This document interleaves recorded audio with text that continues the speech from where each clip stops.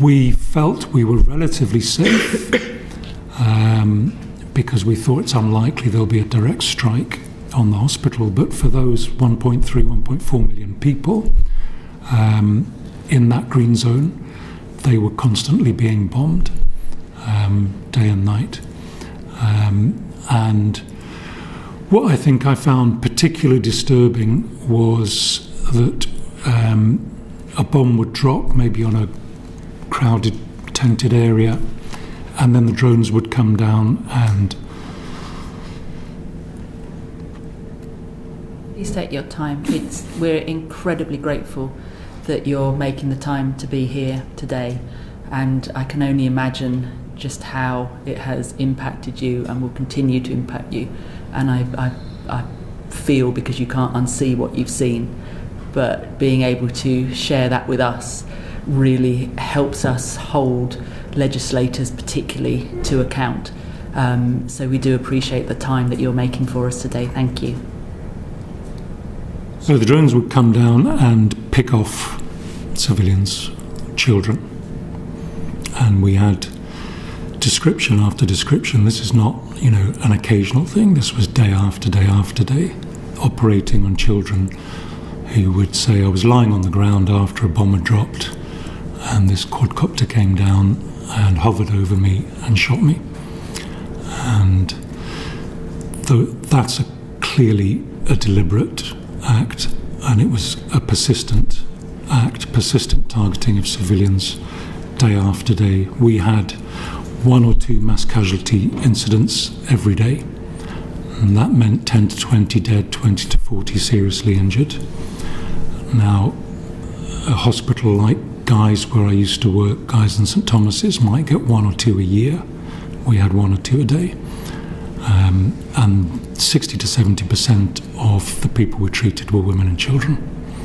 I'm sorry to do this, draw you a little. You say children. I wonder if you could tell us sort of the ages of the children. And you say that they said that they were lying on the ground from a bomb shock. Do you believe them? Oh, yeah. Absolutely. I mean, a 7-year-old's not going to make up a story. We're talking little children, yeah. not late teens. Well, from the majority of the children who were casualties were young children, but we had casualties in their teens. We had women in their 30s, and it was a very consistent story. And the story would be given as soon as they came into the emergency department. So I have absolutely no reason to doubt this. And the bullets that the drones fire are these small cuboid pellets, and I fished a number of those out of the abdomen of small children. I think the youngest I operated on was a 3-year-old who had a major injury to the artery in her neck, and we used the last shunt, which is a device you use to bypass the artery in the neck to keep supplying blood to the brain. We used the last one in the hospital because those kinds of things are just not available. She died about 3 or 4 days later from infection. You believe it was deliberate targeting of civilians? Absolutely, there's absolutely no question in my mind, and it's been the experience of so many healthcare workers who've documented it time and time and time again. But my personal experience and those of my colleagues this was clearly persistent, deliberate targeting of civilians. And I've worked in a number of conflict zones in different parts of the world. I was there at the time of the Rwandan genocide. I've never seen anything on this scale, ever. And that was also the view of all the experienced colleagues that I worked with. One of the surgeons in my team had been to Ukraine 5 times and said, this is 10 times worse. Normally in a conflict zone, you would have a front line, have fighting going on between two sets of forces, and you might get some civilians injured in that exchange. There doesn't seem to be a front line. There just seems to be 1.4 million people trapped. They can't leave, and having bombs dropped on them on a daily basis, and then drones coming in and shooting them. And there's plenty of evidence out there from Israeli soldiers that that's what's going on. But we saw it, we saw the results of it. Thank you. Laura. You talked about a child dying of an infection that was caught. We know that supplies getting in are extremely limited, less now than they have been in the past. Can you talk a bit about the challenges that you face because of the lack of supplies? How does that manifest itself when you're trying to do your medical work? Yeah, I mean, so I remember one Saturday night operating on an 8-year-old who was bleeding to death, and I asked for a swab, and they said, no more swabs.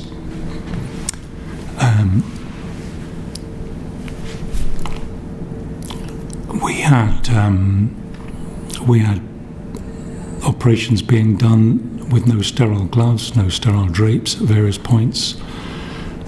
We had lack of basic equipment.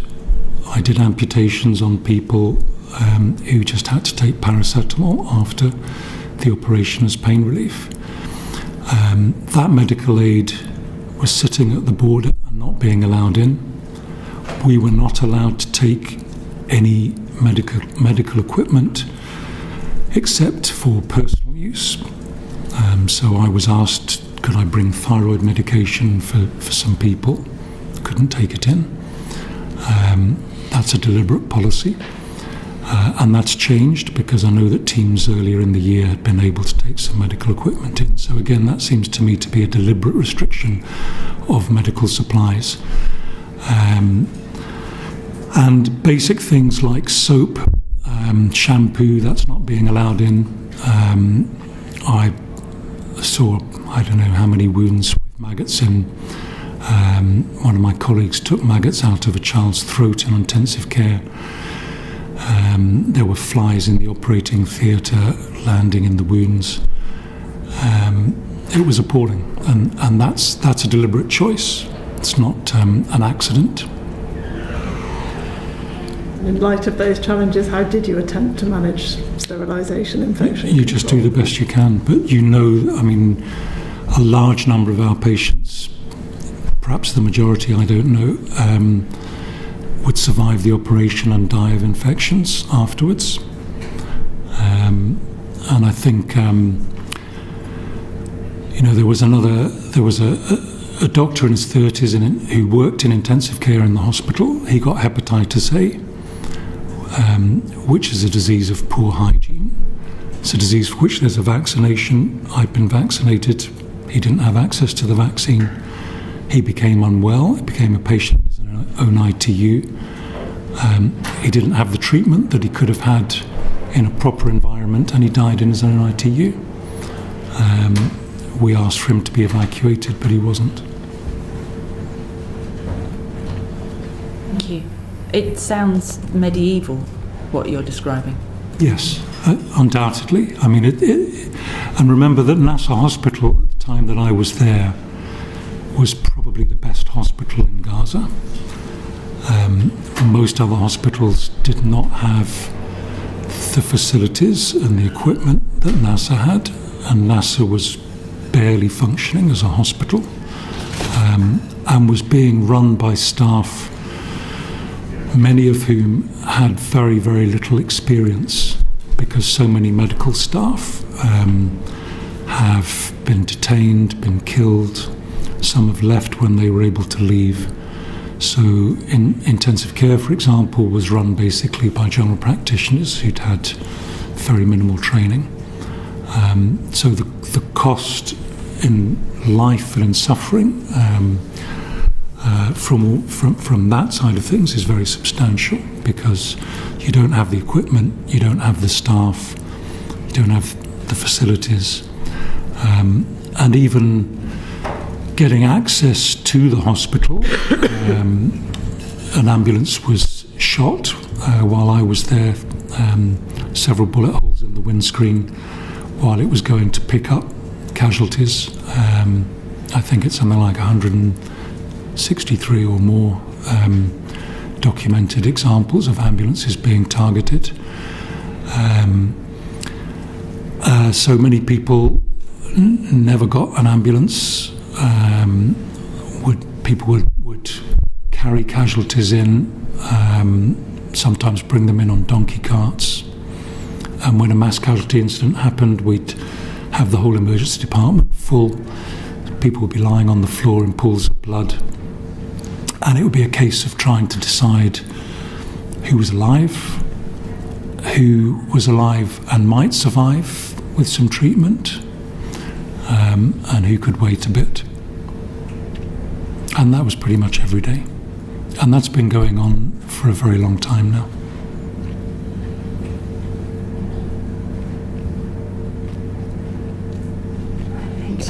Sorry, the information you're giving is throwing us, but we're glad that you're giving it to us. Alice?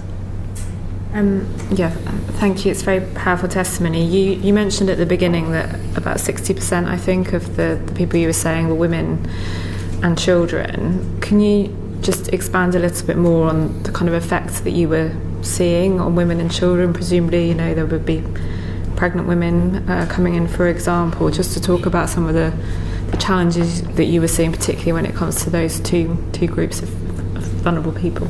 Yeah, I mean, I wouldn't want to be pregnant in Gaza at the moment. We didn't deal directly with women giving birth. That was dealt with elsewhere, so I didn't have experience of that. But you would have people with blast injuries, abdominal injuries, chest injuries, limbs blown off, head injuries. We saw a number of children with sniper injuries to the head, single shot to the head, no other injuries. So clearly deliberately targeted by Israeli snipers. And yeah, that was day after day.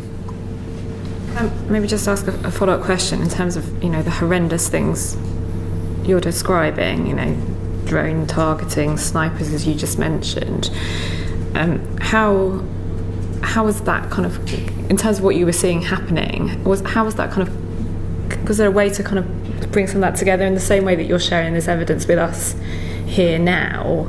Was that shared back on the ground in different ways with different people? Do you mean with people in Gaza? Yeah. You mean how is it documented? Or how's it documented? Yeah, if it's possible to do that. It's not really. I mean, the emergency department is chaos most of the time. Yeah. There's no. I mean, there are no medical notes anymore. There'll be literally little scraps of paper. That people would write something on saying, had an amputation, come back in a week on discharge. That was the extent. There were, I think they documented the admissions, but collecting detailed statistics about causes of the particular trauma is difficult. I think, sorry, just to say one other thing, I think as you probably know, there's been a letter from 32 doctors and nurses from the UK who wrote to the Prime Minister back in September. They'd all worked in Gaza, some of them overlapped with me, and 99 in the US who wrote to Biden in October, saying exactly the same things. This is not a surprise. This is something that senior politicians, I'm sure, are well aware of. Just additional question on this. What was the balance that you were seeing between people whose injuries and suffering was caused directly by the conflict, e.g. bullets, bombs, shrapnel and so on, versus disease, hunger and other types of illness, affected by living in those conditions? Yeah, so there were a lot of people with those problems. As a surgeon, I only kind of saw them peripherally coming through. So we would, on a daily basis, there'd be several people coming to the emergency department, for example, with diabetic ketoacidosis. So these would be diabetics who didn't have access to insulin, and then they would develop a diabetic coma. So you have to go back to the 30s and 40s in this country for that to happen. Insulin needs to be kept in a fridge. If you're living in a tent, how do you store it? How do you even get hold of it? So there were lots of those examples. Colleagues who were working in primary care were describing huge amounts of infectious disease, particularly amongst children. We certainly saw malnourished children, and I think that's just getting worse and worse and worse now.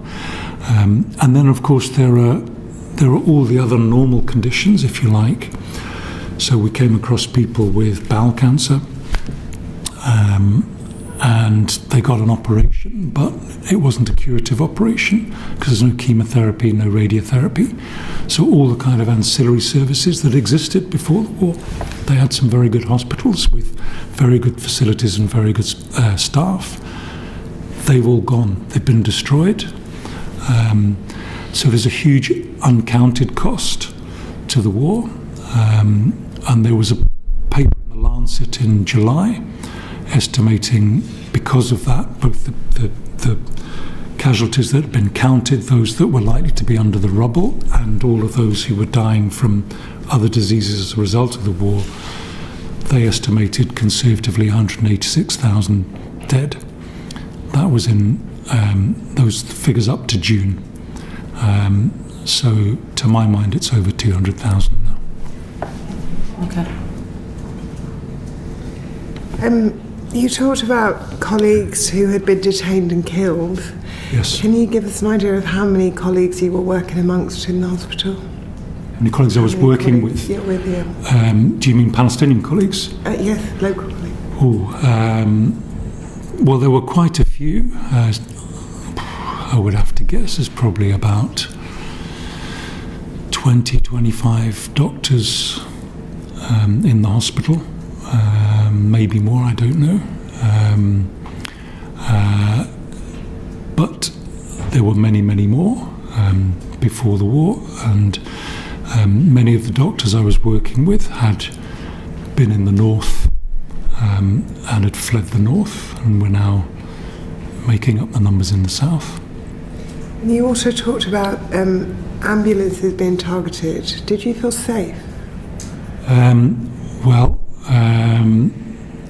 I felt relatively safe in the sense that I thought it was unlikely they'd drop a 2,000-pound bomb directly on the hospital. But we were worried about drones, couldn't leave the hospital, and travelling in and out was probably the most nerve-wracking thing. So we travelled in and out on a UN convoy in armoured vehicles. That's been shot at 5 times by the Israelis. And these are convoys that are very carefully organised, so they follow a predetermined route given to them by the Israeli army. There's a radio check at the start before they leave, during the journey and at the end. So the Israeli army know that they're there and where they are. And despite that, 5 times, including while we were there, they've been shot at. So my biggest fear while I was there was being killed by the Israelis. The convoys that were shot at, was this sort of a rogue sniper, or was this... No, this is the Israeli army coming up as a unit and deliberately shooting. And UN convoy? Yes. So the last one, when I was there, I think it would have been about the end of August, was reported. Some WHO staff, and these are armoured vehicles, so you can see, I think, 4-5 bullet marks in the window, just where someone would have been sitting. We were told, given very clear instructions, the doors are going to be locked when you set off. Do not unlock the doors. If the Israeli army shoot at you and order you out, do not get out of the vehicle. This is a UN convoy. It's got UN in big letters on the side, and it carries in twice a week. It carries about 30 to 40 aid workers from different organisations in and out. It's a huge number of aid workers have been targeted, and that's well documented. And again, to my mind, that's a deliberate policy. Could I ask a question? Sorry, the drone thing, especially when they're shooting at people. These are single shots, or are they machine guns? I mean, are they targeting individual people with a one-off shot, or how does it happen? Yeah, so luckily I never was anywhere near a drone firing. Yes. So I can only comment on what we saw when people came in. Mm-hmm. So we would see people with sometimes a single entry point, sometimes 2 or 3. What we did see on 1 or 2 occasions was a very disturbing pattern where there'd be 3 or 4 shots here, 3 or 4 shots here, and again in the groin. And that we all thought was prima facie evidence of an autonomous drone or a semi-autonomous drone, because a human operator would not be able to fire with that degree of accuracy that quickly. And there is some documentation that those were going to be used. It's reported in Haaretz back in April. So that was particularly disturbing. But most of the drone injuries we saw were 1, 2, sometimes 3 shots. And these pellets were in a way more destructive than bullets, because if you're shot in the chest with a bullet, if it misses your heart, goes on the other side, it can go through your lung and out the back. You'll probably survive. But with the drone pellets, what I found was they would go in and they would bounce around, so they would cause multiple injuries. So I had a 7-year-old boy, the one I described earlier, who gave a very clear description. He had an entry point here. He came in with his stomach hanging out of his chest. He had an injury to his liver, spleen,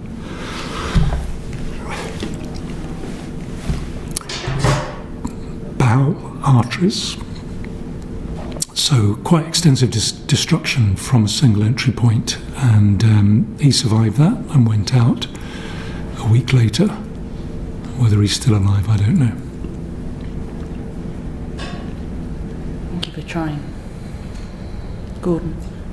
Thank you very much, Nizam, for coming in front of the committee. It's incredibly valuable to hear your testimony, and I have to say, in the 4 months I've been an MP, I don't think I've heard anything as harrowing as what you're describing. So, really appreciate you coming in front of us. I wondered, and I realise this is a difficult question to answer, if you could try and give an estimation of how many lives could be saved, protected, by aid that is currently sitting at the border crossing. What is the difference on the ground you feel that could make with aid that is literally being stopped? It can make a huge difference. Huge difference. I mean, I've never been in a conflict area where medical aid has been restricted to that extent. I mean, it's not allowing supplies in, bombing healthcare facilities, attacking ambulances, killing healthcare workers. If all of that didn't happen, then tens of thousands of lives would be saved. And I would think that any army that is engaged in a war has a responsibility to the civilian population on both sides. And I'm seeing the opposite there. I could ask a follow-up question on that. From your experience and your colleagues' experience working in other conflict zones, I mean, how different is this to, you gave even the example of Ukraine, and how different is it from a normal conflict zone in terms of the medical? Completely different in every respect. And I think that was a recurring theme from everybody, from people working for the UN, WHO, doctors, everybody. The International Committee of the Red Cross were there, with a field hospital. Most of the time in a conflict zone, the civilian population can move. They can get away from it. They may have to walk a long distance. They may have to suffer doing that. But, it's the equivalent of just putting a blockade around the city of London, saying you can't leave, and then dropping bombs month after month, and then closing down all the healthcare facilities. That's what's happening. And it's astonishing that it's continuing. I mean, we all found that it was beyond belief that this could continue. Do you regard what you saw as genocide? I'm not an international human rights lawyer, so I can't talk about the absolute definitions, but it's difficult to find another word for it, given what we've seen, and I certainly think that the Palestinian people feel that that's what's happening to them, and there's a sense of resignation that they're all just waiting to die with no chance of escape. So, in a word, yes. The Israelis would say that they're dropping leaflets warning people to move to different areas, so it's not targeted at civilians. What are your thoughts on that? Well, I think there's two things. First of all, the green zone, supposedly they're not targeting, so most of our casualties were from the green zone, and many of them had no evacuation, no warning at all, just a bomb would just drop. We had a vehicle blown up 5 metres from the emergency department in the main street. We certainly didn't get any warning, and if I'd been crossing the road to buy something, that would have been the end of me. In terms of evacuation orders, the way it works is they normally send a message out on mobile phones to all the mobile phones saying area number, whatever, evacuation order. So if you have a mobile phone, and if it's charged and working, which is not that easy if you're in a tent, then you might have a chance, but the bombing typically would start sometimes minutes, sometimes hours. So I had one of the Palestinian doctors who worked very closely with me. We were on a ward round one morning, and he suddenly looked at his phone and said, "I've got to go." And he ran out the hospital, ran to find the tent where his wife, his 2 young children, the youngest was 1.5, and his father were living, and they had to pack up the tent and walk for miles to find somewhere else, all the while thinking at any moment we may have a bomb dropped on us. And that's the day-to-day reality of life for all those people. You've talked about this day-to-day reality, you've talked about children being targeted and healthcare workers being killed, and you talked about a sense of resignation that, a civilian will think they will die. Can you give us a sense of what they think about the international community, or do they think at all about what we could do? They were very pleased to hear that I'd spoken to some MPs last week. When I messaged the colleagues there and said, "This is what I'm doing," and I said, "Don't know if it'll make much difference," and they said, "Well, small steps." I think they feel abandoned by the international community. They feel, some of them still hope that something might happen. And I think they appreciated hugely the fact that people were coming to help them and stand by them. That was one of the main reasons for going. David Reid. Thank you. Nazim, thank you for coming and speaking to us today, and thanks for having the strength to share your experiences as well. I know how difficult it must be. Going back to the sort of points around targeting, was there a threat that the Israeli Defence Force was seeing? Was Hamas in the community? Could you see where it was? Or yeah, I'm laughing because this was the question I asked when I got there. So, you know, is Hamas in the hospital? Have they been in the hospital? And they just laughed at me. And they said, there is no Hamas. There's a few fighters hiding in tunnels. There's no Hamas. There never was any Hamas in the hospital. Everybody hates Hamas. And, you know, we never saw any evidence in the street, in the hospital. You know, as I said, I've been in conflict zones before. Normally, if fighters come in, they come in with guns. They come in with their friends with guns. We never saw any of that. We were allowed to go wherever we wanted in the hospital. You know, there might have been a tunnel underneath, who knows?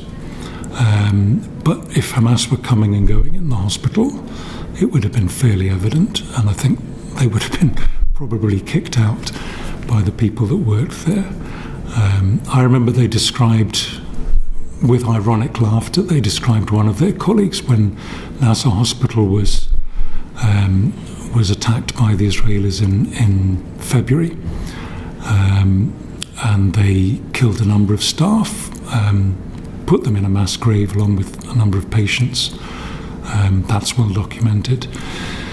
But they described one of their colleagues who was taken away, detained, along with a number of others, who was killed in detention. And they said, well, he was an atheist and he hated Hamas, and he was, before the war, he was very vociferous about those things. He just thought Islam was stupid, and he thought Hamas was stupid, and they took him away and killed him. That's what's going on. It's not as far as I can see, it doesn't matter who you are in Gaza. If you're Palestinian, you're a target. Okay. David and then Noah. Thank you, Professor. It follows on from what Laura was asking you and what Gordon was asking you, but on the subject of medical supplies, what would you say in the circumstances is the highest need, the highest priority in terms of the particular types of medical supplies that need to get in at this point? Well, basic medical supplies, so adequate things like gauze swabs, gowns, gloves, antibiotics, painkillers, all those basic things. Those are absolutely essential, but beyond that, you need all of the other ancillary things. You need catheters to put into people. You need specialist imaging techniques and so on. I've been a transplant surgeon for most of my career, so I know quite a bit about dialysis. I used to look every morning on the balcony where our accommodation was in the hospital. I would look across to a building which had been the new dialysis centre built by Kuwaitis, as I understand it. And you can see that building's 100 metres away, burnt out. No shell damage, no bullet holes. There was no fight, no firefight there. The Israelis went in and burnt it out. So now they have 6 or 7 dialysis machines, essentially for the whole of southern Gaza. And if you have kidney failure and you don't have dialysis, you die. So, to my mind, that that's just not acceptable. Thank you, Nazim, for sharing these really harrowing experiences. Do you have a sense on the point of being targeted as medical professionals? And you spoke about the information that the defence forces have. I mean, what in your mind, did you ever get a sense of any of the motivation behind some of these attacks, or is that very far away and distant for you? Well, in terms of targeting foreign aid workers, so for example, bombing of the MAP guest house in January, one of the surgeons who was with me was there at the time, and a missile landed just within the grounds in front of the house at 6 a.m. in the morning. Some people were injured, luckily nobody was killed. All of those guest houses are in the Israeli Army's computers. They are designated as safe houses.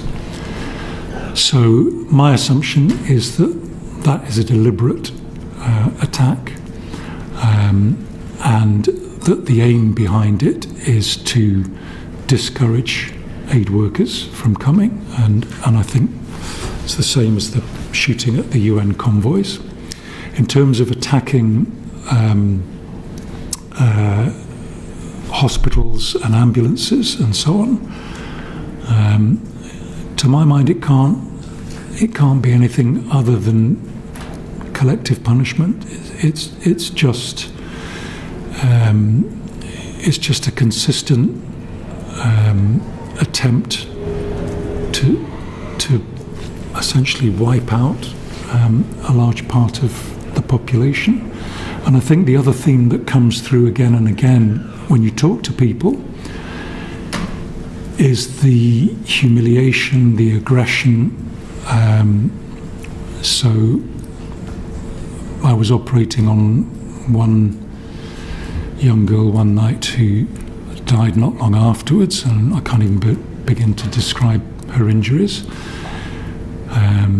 But when I'd finished operating on her, an ophthalmologist was trying to take out her left eye, which was just pulp. And he was a lovely, gentle man, maybe 5 years older than me. And he was, while he was working, he was just saying, yeah, when they came in February, they got all of us who were still here, they put our hands behind our backs, tied them up, put a hood over our heads, made us stand for 10 hours, beat us, cursed us in Arabic, humiliated us. And then some were taken away, some were killed, some were detained, some were released. We had a medical student who worked with us, who described how the women had all been lined up and been told to strip down to their underwear and made to stand for hours like that, which is deeply, deeply humiliating, particularly in that culture. And then when they told her she could go, they wouldn't give her her clothes back, so she had to run through the streets like that, which for her was extremely traumatic. So there's a consistent theme of attack, humiliation, aggression against people who are simply trying to do their job, to try and help people in the worst possible circumstances. You said they did this to the medics. Who? The Israeli Army. Yep. Sorry, Laura, last question. You were in Nasser Hospital, I think you said.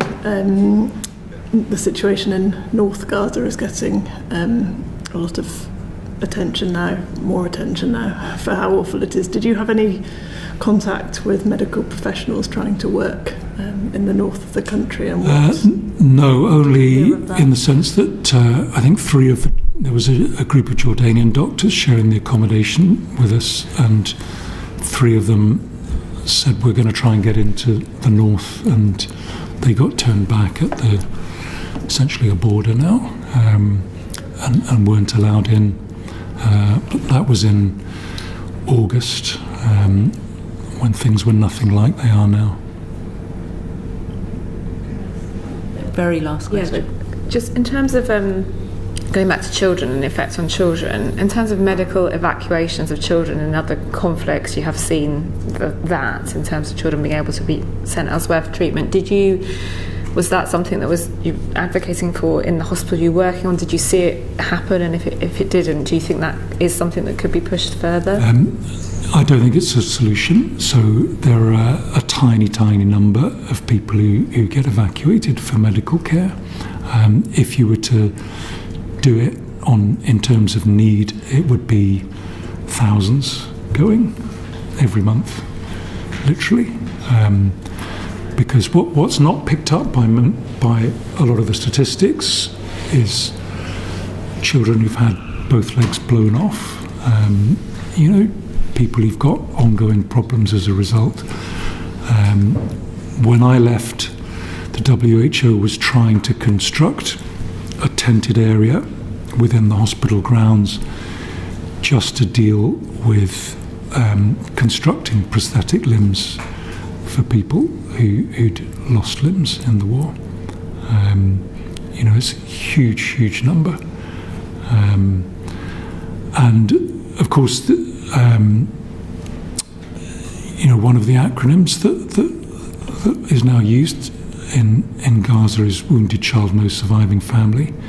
You have so many children who come in as a result of a missile strike, and all their relatives have been killed.